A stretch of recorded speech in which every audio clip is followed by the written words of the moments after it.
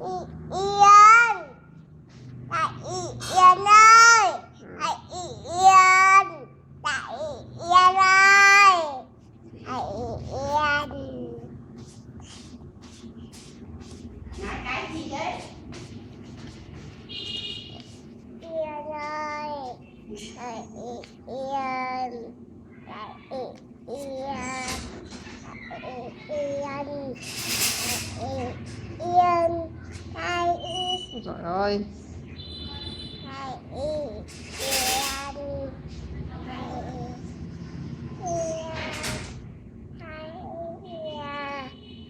Bấm mũi chế. Có phải là bấm mũi chế không?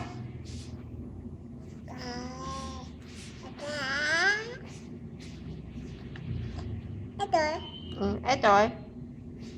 Cho vào. Ết rồi gì nãy cho vào. Này. Gì cho. Đấy.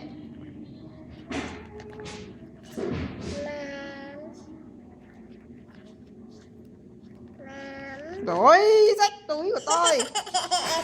Cây cái gì mà cây? Rách ví của tôi đấy.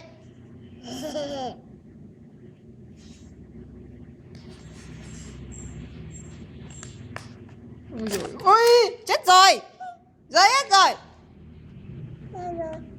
Rơi hết xuống gầm rồi. Không đi xuống đi, thì không cho rơi đâu.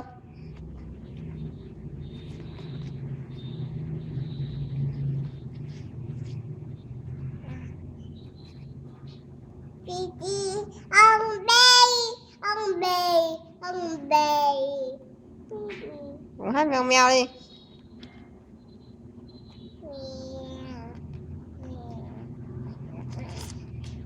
Bóng bảo dâu tây đi.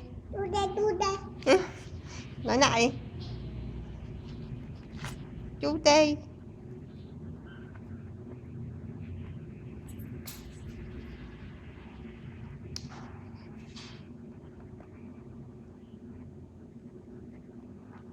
Hết rồi. Hết rồi. Cũng hát mèo mèo đi. Mèo. Hát từ đầu chứ.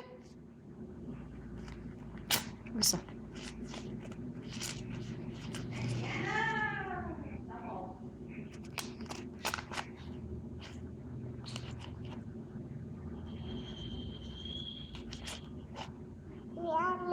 Không lấy.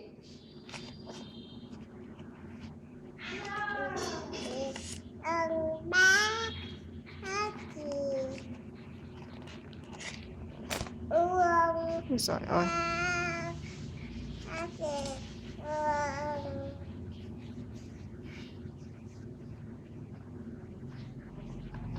Thế có hát không?